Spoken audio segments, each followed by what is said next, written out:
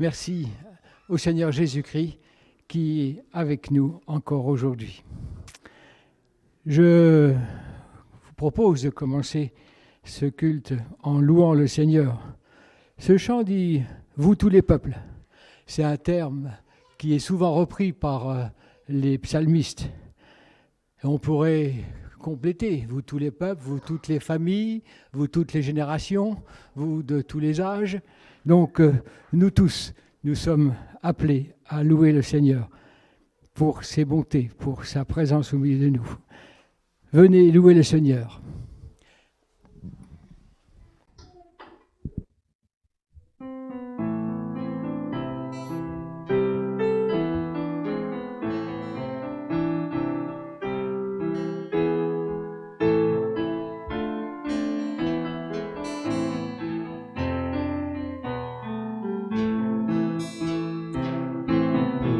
Seigneur, vous les nations, venez célébrer son nom, vous les peuples, car sa bonté pour nous est grande, sa vérité durera toujours. Alléluia, Alléluia, Alléluia, Alléluia, Alléluia, Alléluia. Alléluia, Alléluia, Alléluia, Alléluia, Alléluia, Alléluia, Alléluia. Venez louer le Seigneur, vous les nations, venez célébrer son nom, vous les peuples, car sa bonté pour nous est grande, sa vérité durera toujours. Alléluia, Alléluia, Alléluia, Alléluia, Alléluia, Alléluia, Alléluia, Alléluia, Alléluia, Alléluia, Alléluia, Alléluia, Alléluia.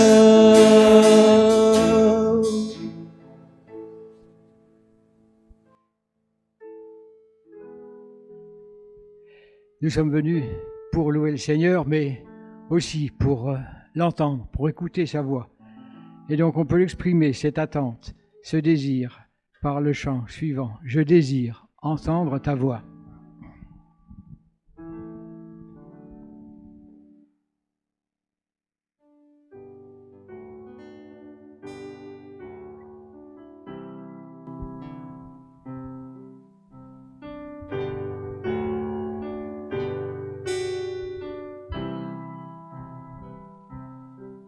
Je désire entendre ta voix. Je désire écouter ton cœur, recevoir ta parole, ta pensée, ta volonté. Je désire entendre ta voix. Je désire écouter ton cœur, recevoir ton esprit, tous tes dons et ton amour. Seigneur, je veux parler de tes fardeaux et partager ta compassion, pouvoir communiquer ton cœur. Je désire entendre ta voix. Je désire écouter ton cœur, recevoir ta parole, ta pensée, ta volonté. Je désire entendre ta voix. Je désire écouter ton cœur, recevoir ton esprit, tous tes dons et ton amour. Seigneur, tu as les paroles de la vie. Toi seul connais tous les secrets. Tu viens pour nous les révéler. Je désire entendre ta voix. Je désire écouter ton cœur, recevoir ta parole, ta pensée, ta volonté. Je désire entendre ta voix. Je désire écouter ton cœur, recevoir ton esprit, tous tes dons et ton amour, Seigneur.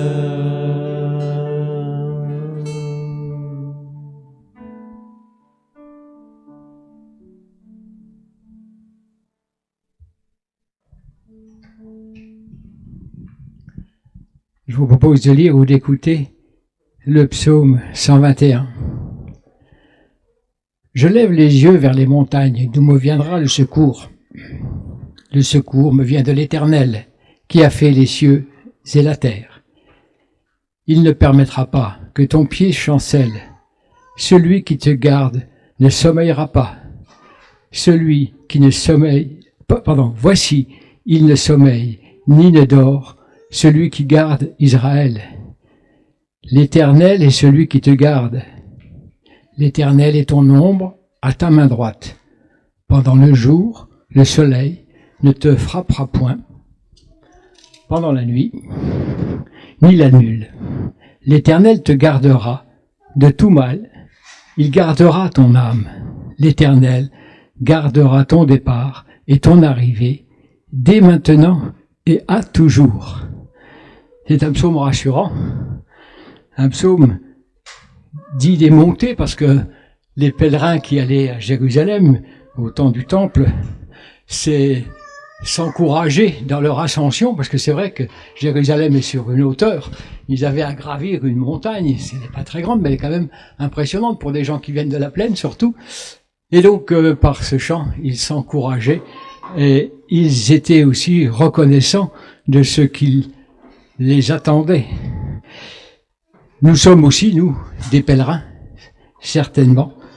Et donc, ce psaume peut nous encourager, chacune de nos journées, à regarder vers celui qui nous garde. Plusieurs fois, le terme gardien ou garde est répété 5 ou 6 fois dans si peu de phrases, de versets. Et donc, de regarder au début de notre journée aussi, vers ce temple ou vers notre Seigneur Jésus-Christ, à qui tout pouvoir a été donné, et quelles que soient les difficultés que nous pouvons entrevoir dans nos journées. Ma vie, ma journée, mes allées et venues, mon repos, tout reste sous le regard bienveillant de l'Éternel. Je ne suis jamais tout seul aussi sur la route, c'est important. Ils cheminaient ensemble, ces pèlerins. Et il est important de pouvoir soutenir ou être soutenu par ceux qui cheminent avec nous. Alors je ne dis pas que le secours ne vient que de l'Éternel par l'Éternel d'une manière miraculeuse. Il peut aussi venir par un ami, une amie, ou pas un ami, ou pas une amie. Par exemple, si on regarde le bon Samaritain, c'était pas un ami de cœur de cet homme qui était blessé, et pourtant il est venu le secourir. Si on regarde Rahab, qui est venu aider l'avant-garde qui rentrait dans Jéricho, c'était pas une amie de tout ce peuple, et pourtant elle est venue à leur secours. Bien sûr que le Seigneur peut utiliser aussi nos amis, mais il est tellement grand qu'il peut utiliser aussi des voies très compliquées. Son bras n'est pas trop court. Voilà ce que je voulais vous encourager pour ce début de culte. Regardez vers l'Éternel qui ne sommeille ni ne dort et qui nous garde jusqu'à toujours. Et on peut même le chanter, ce chant. Je lève les yeux vers mon salut. Chantons une partie de ce psaume, oui.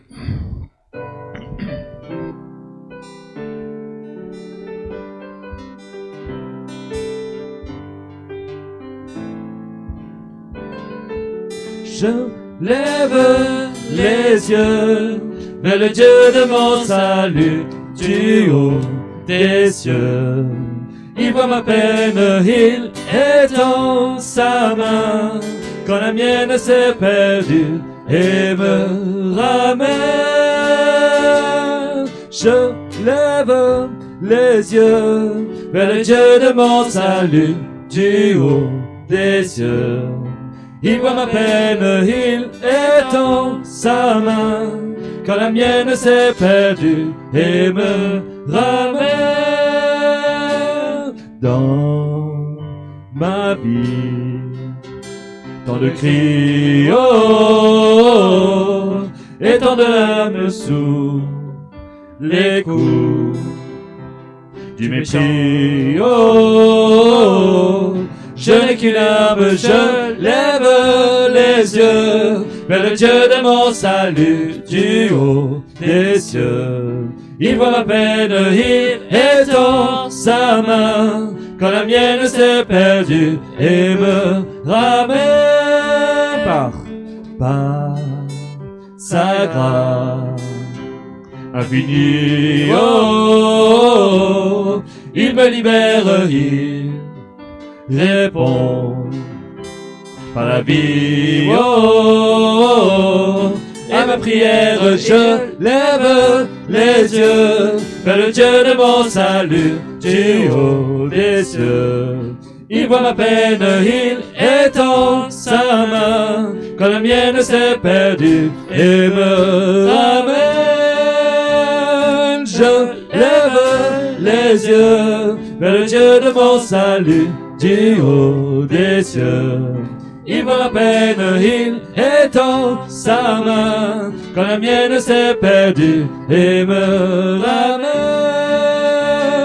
Je lève les yeux, je lève les yeux, je lève les yeux, je lève les yeux.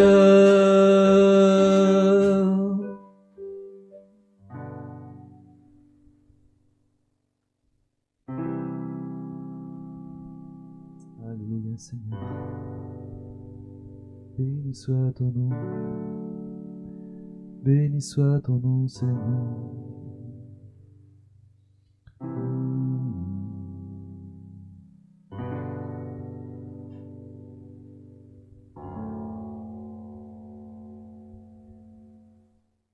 Ta lumière, Seigneur, que ferions-nous dans ce monde perdu au large, dans le brouillard, au gré des vents? Sans ta lumière, Seigneur, où irions-nous dans ce monde? La mer est immense, sans ta présence, que ferions-nous? Comme un phare dans la nuit, tu brilles sur tes enfants, tu nous guides vers le port, au cœur de ton amour. Comme un phare dans la nuit, tu brilles sur tes enfants, tu nous guides vers le port, au cœur de ton amour. Sans ta lumière, Seigneur, que serions-nous dans ce monde en perdition, sans direction, cherchant la voie? Sans ta lumière, Seigneur, où irions-nous dans ce monde? Que décider, qui écouter, que ferions-nous? Comme un phare dans la nuit, tu brilles sur tes enfants, tu nous guides vers le port, au cœur de ton amour. Comme un phare dans la nuit, tu brilles sur tes enfants, tu nous guides vers le port, au cœur de ton amour. Comme un phare dans la nuit, tu brilles sur tes enfants, tu nous guides vers le port, au cœur de ton amour.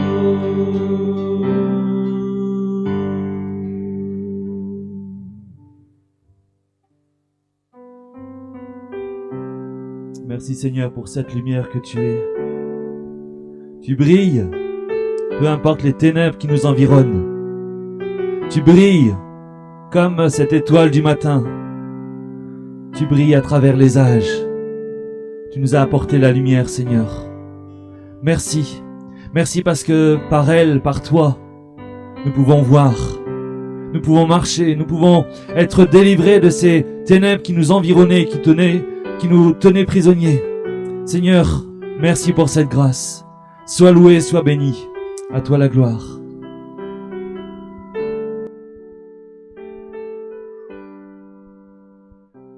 Pour la lumière que tu as voulu, Seigneur, tu as dit que la lumière soit, et elle fut, et elle dure, et elle sera éternellement, Seigneur. Merci pour cette lumière qui nous environne et qui nous rassure, qui nous fait du bien, qui nous réchauffe, qui nous éclaire, qui nous guérit, Seigneur. C'est toi, cette lumière, et nous voulons célébrer et louer, Seigneur, ton nom, ta lumière. Amen.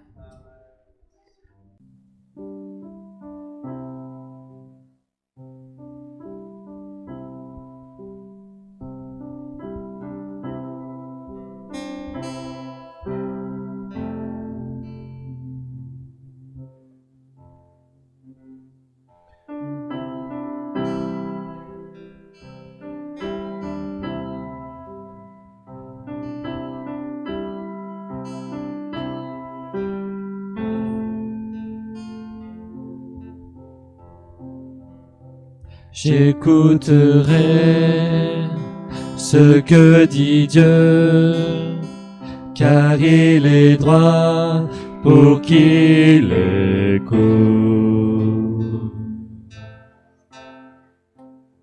Sa paix divine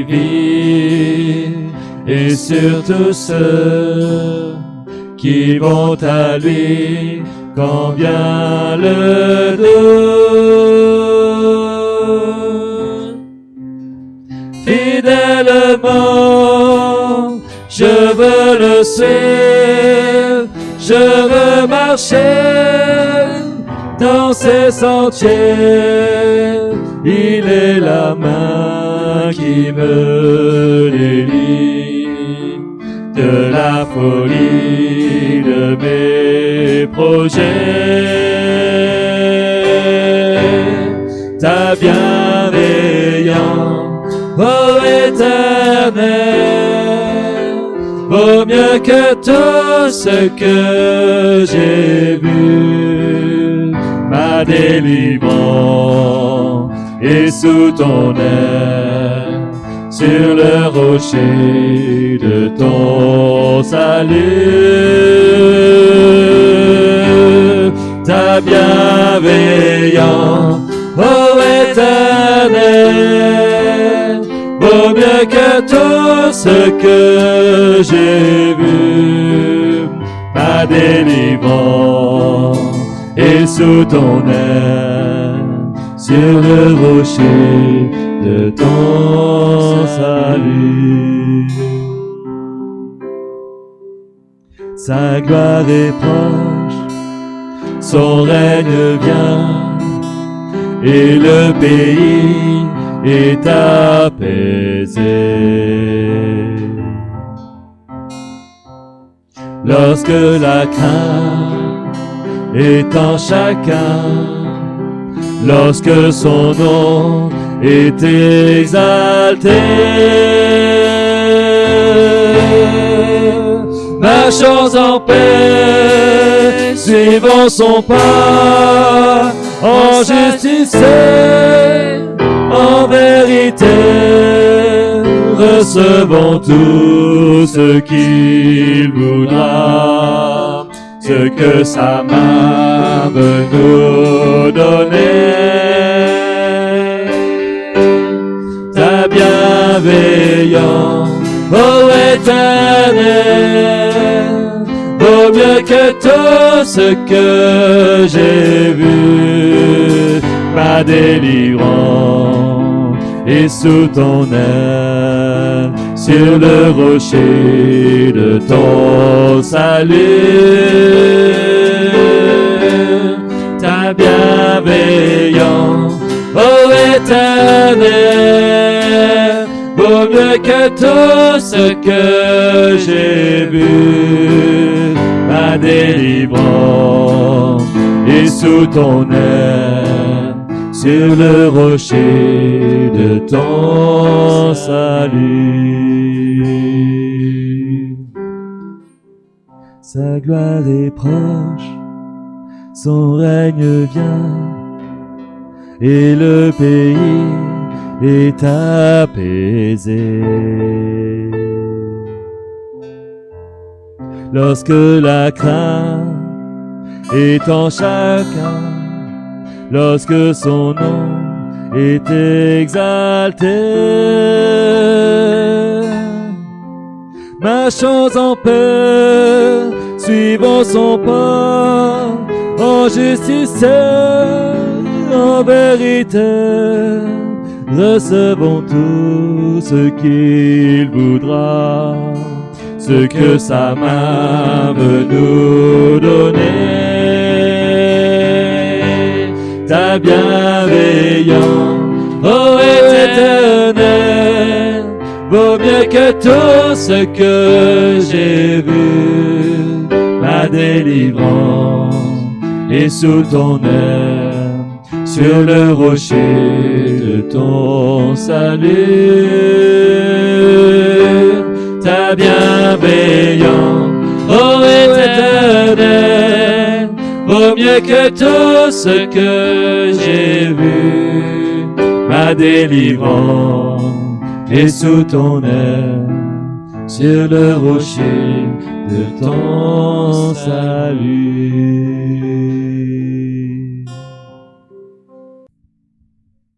Je viens dans ta présence,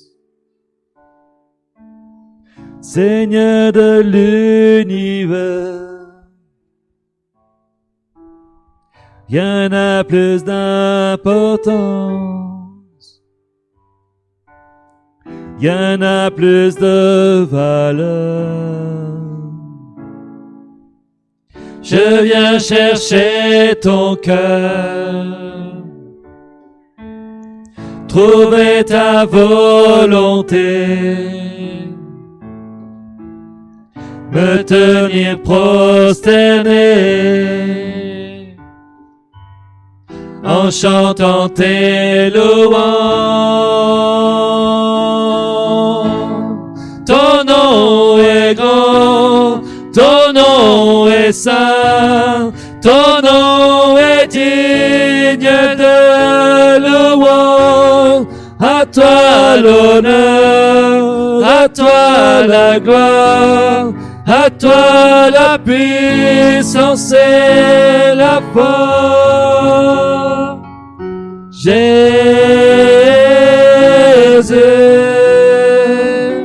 agneau de Dieu.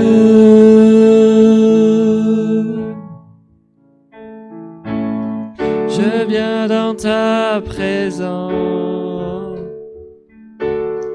déposer mes fardeaux, tout ce qui me retient de m'approcher de toi. Tu es mon bouclier, mon abri, mon seul bien. Vers toi, Seigneur mon Dieu, je veux lever les mains. Ton nom est grand, ton nom est saint, ton nom est digne de louange. À toi l'honneur, à toi la gloire, à toi la puissance et la force. Jésus, agneau de Dieu.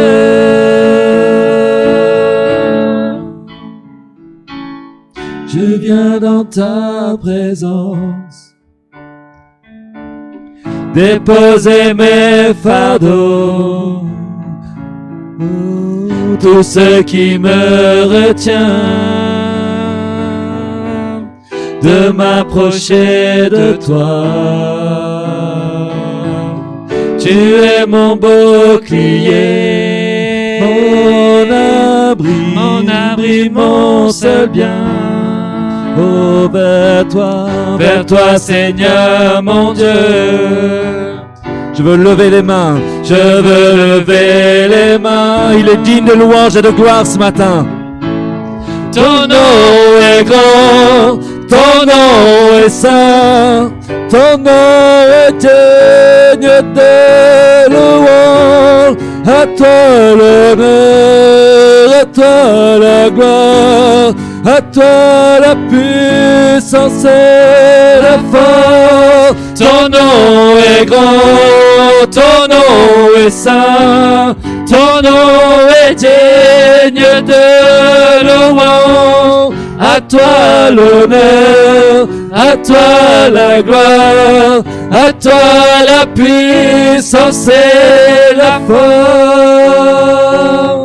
Jésus, agneau de Dieu.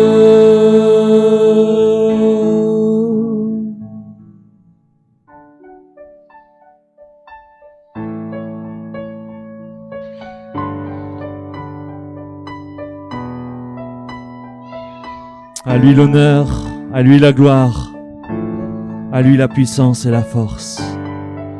Béni soit le nom de notre Dieu, puissant, vivant, fidèle à nos côtés. Alléluia, Jésus.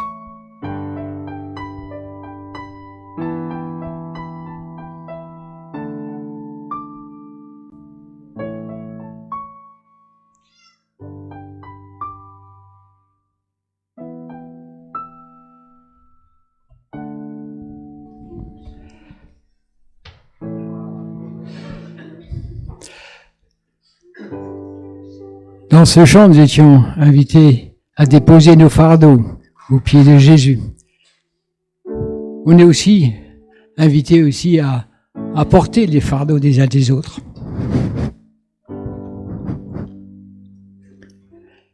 Et donc, c'est comme annoncé, ce temps que nous voulons avoir maintenant, c'est un temps pour les missions. Et donc, nous allons avoir 2 sujets pour ce temps de mission qui sera consacré d'une part à la mission contre la lèpre et d'autre part aussi au soutien de nos frères ou nos sœurs qui sont emprisonnés. Donc, quelques-uns sont mentionnés sur les chaises ici. J'avais un mot qui m'est venu, que j'avais depuis longtemps et que j'ai gardé. Et je voudrais faire court, malgré qu'il y aurait beaucoup à dire, parce que je vais vous laisser après travailler chez vous. Bénir. On a le mot en hébreu qui, le mot d'origine, c'est barak, qui signifie bénir, s'agenouiller, louer, saluer, et qui a un sens opposé aussi, qui est de maudire, outrager ou blasphémer. J'ai trouvé ça assez étrange, parce qu'on a l'habitude de dire bénir et maudire, qui sont 2 mots différents, et ils sont différents. Et la plupart du temps, quand le mot maudire est utilisé dans la Bible, c'est un autre mot que celui-ci. Mais barak peut être utilisé comme une action mauvaise, et c'est ce qui va être le cas avec Naboth, contre Dieu, avec Satan et la femme de Job, pour inciter Job contre Dieu, pour inciter Dieu à agir contre Job. Job chapitre 1 et 2. Ça, c'est les 3 endroits où le maudire est en fait le terme barak, le terme bénir, mais utilisé dans le mauvais sens. Sinon, tous les autres maudire de la Bible sont différents de celui-là, mais je tenais à le préciser parce que, en fait, on peut faire 2 choses dans la même. L'action de bénir. Si mon cœur n'est pas bien disposé, en fait, je ne vais pas bénir. Alors, dès le début de la Genèse, Dieu bénit sa création. Dieu lui-même bénit sa création. C'est un acte délibéré, non pas quelque chose qui est dû, même si nous sommes appelés à bénir Dieu, mais la création, elle venait d'être faite, elle n'avait pas une obligation d'être bénie en plus par Dieu, mais Dieu, dans un acte volontaire, a béni sa création. Il le fait dans Genèse 1, je ne vais pas lire les versets, au chapitre 1, verset 22, il bénit les animaux vivants, que ce soit les animaux dans le ciel, les animaux dans la mer, les animaux sur la terre. La deuxième fois où il utilise la bénédiction, Dieu, c'est pour bénir Adam et Ève. Ils ont été bénis, et donc nous avons été bénis par Dieu. Dieu bénit le 7e jour.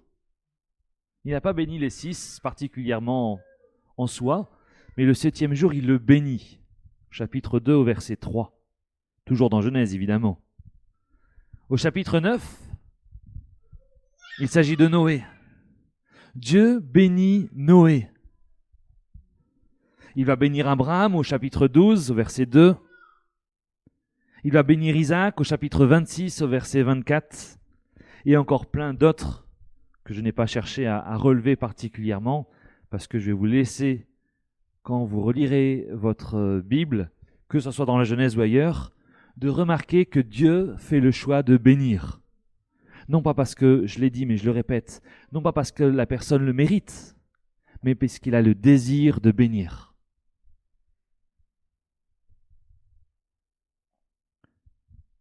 Cet acte n'est pas réservé à Dieu. Vous voyez peut-être où je veux en venir, mais on va continuer dans Genèse. Chapitre 14, il nous est dit qu'Abraham va bénir Dieu. Alors là, on est dans le fait où l'homme peut bénir Dieu pour ce qu'il a reçu. Merci Seigneur. Le bénir pour ce qu'il est. Tu es et je te rends gloire. On l'a exprimé ce matin au travers des chants. Mais on peut bénir aussi une autre personne, c'est dans Genèse 27, Isaac qui va bénir Jacob. Dans Genèse 31, ça fait beaucoup de chapitres à relire. Au verset 55, c'est Laban qui va bénir Jacob et ses filles. quand ils partent, après les avoir rattrapés et que Jacob ait peur qu'il ait une petite histoire avec son beau-père, mais Laban finit par les bénir. Jacob bénit Pharaon. Ah oui, tiens, on peut bénir des personnes qui ne sont pas dans la foi, qui ne sont même pas du tout dans la foi, puisque ces hommes-là avaient une foi complètement différente, une croyance différente. Vous retrouvez ça dans Genèse 47, verset 10. Et puis au chapitre suivant, le 48, la fin de vie ici-bas de Jacob. Jacob choisit de réunir ses enfants, et en premier d'abord Joseph et ses fils, et il nous est dit qu'il va les bénir particulièrement. On pourrait en citer plein d'autres. Le mot barak, le mot bénir en hébreu, revient 335 fois dans l'Ancien Testament. Ça va? Il revient donc régulièrement. Si vous enlevez tous les passages de généalogie, tous les passages de guerre, eh bien, la bénédiction voulue, désirée, volontaire, revient régulièrement. Le Nouveau Testament n'est pas en reste sur l'action de bénir. Le verbe est présent 60 fois en grec dans le Nouveau Testament et peut être traduit par bénir, par être béni, par rendre grâce, par bénédiction concrète ou par un bienfait, le fait de faire quelque chose de bien pour l'autre. Bien sûr, notre modèle par excellence, Jésus, ne s'en est pas privé lui-même. Un verset parmi tant d'autres, c'est quand il bénit les enfants. Il leur dit, mais laissez-les s'approcher de moi, et après les avoir laissés venir à lui, il les bénit. Dans Marc chapitre 10, verset 16. Cet acte de bénédiction est parfois rendu par rendre grâce. Je l'ai dit dans la définition du mot, et on a des versets qui disent rendez grâce au Seigneur, rendons grâce au Seigneur à propos de ce que Dieu a fait pour nous, mais aussi du repas, peut-être une pratique que parfois on oublie de nos jours, mais c'est une bénédiction que Dieu nous a donnée et on veut le bénir pour ces choses, pour ce qu'il nous donne.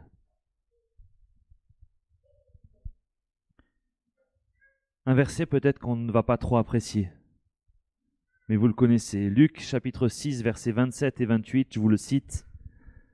Bénissez ceux qui vous... Ah oui, ça va, on est sur la même lecture. Bénissez ceux qui vous maudissent. Aïe! Bénir Dieu, c'est pas toujours naturel, mais ça se comprend très bien.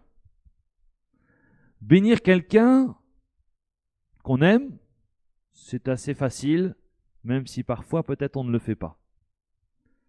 Bénir ses ennemis. Bénir ceux qui nous disent de nous du mal. Seigneur, on peut avoir une petite discussion là? Je ne suis pas tout à fait en phase peut-être. Non, on ne va pas le dire comme ça. Puisque la Bible l'affirme, on ne va peut-être pas oser le dire comme ça. Mais est-ce que peut-être parfois, je ne suis pas du tout empressé à bénir ceux qui me font du mal? Pas du tout pressé, et si ça peut être la dernière chose à laquelle je pense, ça sera très bien, de dire du bien, de faire du bien, même à quelqu'un qui me voudrait du mal.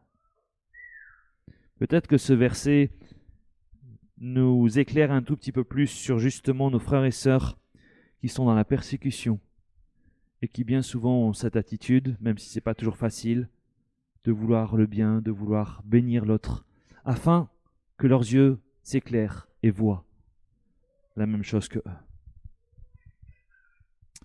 Quelle différence ça fait de bénir ou d'être béni?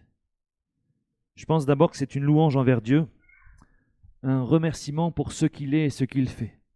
Et ça, c'est peut-être la première raison pour laquelle nous sommes invités, nous aussi, à bénir le Seigneur. C'est une pratique qui se faisait beaucoup dans l'Ancien Testament, de bénir sa famille, de bénir ses enfants, de bénir ses serviteurs, ses employés, etc., de transmettre quelque chose. Et si vous avez fait attention au nom tout à l'heure, j'ai parlé d'Abraham, d'Isaac qui bénit Jacob, de Jacob qui bénit Pharaon, qui bénit Joseph, etc. Quand on est invité, quand on voit ce modèle de bénédiction, on a plutôt tendance à le reproduire. Sauf si bien sûr on se rebelle contre la volonté de Dieu. Mais si je l'ai vu se pratiquer, alors je le ferai plus naturellement. Et si je veux que les autres le fassent, il faudrait que je pratique moi-même. C'est un geste significatif, le fait de bénir, qui appelle la bénédiction de Dieu quand on le fait pour un tiers, qu'on l'aime ou qu'on l'aime pas, qu'il nous ait fait du bien ou du mal. C'est un acte volontaire aussi de ma part, parce que je demande aussi à Dieu qu'il amène quelque chose de bon sur cette personne. C'est une parole d'affirmation qui ne peut être remise en doute. J'ai aimé trouver ce commentaire qui le disait, et je reviendrai tout à l'heure dessus. C'est une volonté de ma part de souhaiter faire le bien et qu'on va chercher à accompagner. Si je dis que je veux bénir mon frère qui est là-bas devant moi, Salvatore, tu seras dans l'enregistrement. Oui, je pense bien à toi, t'inquiète pas. Il ne suffit pas que ce soit juste des mots. C'est déjà bien, mais il y a beaucoup plus. Cela va influencer ma vie finalement. Si je cherche à bénir mon frère ou ma sœur, c'est tout du temps où je ne passe pas à ruminer contre, à penser aïe aïe aïe, qu'est-ce qu'il m'a fait encore?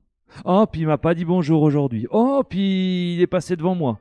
Oh, et puis ça c'est pour les choses les plus banales, mais des fois on s'arrête déjà là-dessus. Le fait de vouloir bénir va changer mon état d'esprit. Le péché est venu ternir la bénédiction que Dieu avait donnée en Genèse. Mais il a fait de nous des sources de bénédiction. Comme il le dit à Abraham, et je crois que c'est au-delà de lui, où il dit « Toutes les nations de la terre seront bénies en ton nom ». Je crois que nous n'avons peut-être pas toutes les nations de la terre autour de nous, mais nous avons beaucoup de personnes autour de nous que nous voulons bénir à notre tour. Une bénédiction qu'on exprime, c'est un désir que Dieu restaure sa faveur pour quelqu'un ou une affirmation de bonté. Puisque le péché a détruit, a entraîné quelque chose vers le bas, c'est de dire, Seigneur, puisque toi tu avais béni le premier, et on peut se reposer sur cette journée où Dieu bénit toute sa création, nous dedans. Alors je souhaite, je prie, que cette bénédiction repose à nouveau, revienne à nouveau. Le fait de bénir, je l'ai dit, permet de se détacher aussi de nos besoins. Parce que quand je suis en train de me préoccuper de l'autre, mon moi, il s'estompe un petit peu. Alors il ne s'agit pas de lancer juste un « sois béni » comme un bonjour, même si c'est toujours mieux entendre que d'autres mots que je ne vais pas prononcer là, qui ne seraient pas agréables à entendre. Mais c'est une volonté qui doit venir du cœur. Et on l'a vu dans cette vidéo excellente, ça serait le mot de commentaire que j'aurais pour ma part, ne recopiez pas le même, cette vidéo où cet homme, cette femme, ceux qui travaillent avec lui, ont juste envie de rendre un bienfait à l'autre, de faire du bien. Voilà une manière de faire, et sans être chirurgien, il y a plein d'autres choses qu'on peut faire. Alors une bénédiction donnée ne peut qu'arriver si elle vient de mon cœur dans le désir de vouloir faire du bien. C'est Isaac qui dit ceci dans Genèse 27, 33. Quand Ésaü vient lui dire « Mais attends, tu as béni ton frère, mon frère, et c'est moi qui devais avoir la bénédiction, mais... » Et Isaac dit « Je l'ai béni, aussi sera-t-il béni. » Ne revenons pas en arrière. Ne reprenons pas la bénédiction en disant « Mais finalement, tu ne le mérites peut-être pas, hein ?» Non, j'ai rien contre toi. bénissons. Et soyons sûrs que ce que nous proclamons, dans la mesure où bien sûr c'est en accord avec ce que Dieu veut faire, alors peut s'accomplir. Alors côté pratique, il y a un atelier d'écriture juste en dessous, pour le dernier jour. Un moyen de bénir les autres, un moyen de dire et de faire du bien. Mais bien au-delà de ce dimanche, de pouvoir l'exprimer, de porter de l'attention envers les uns et les autres, qu'ils soient croyants,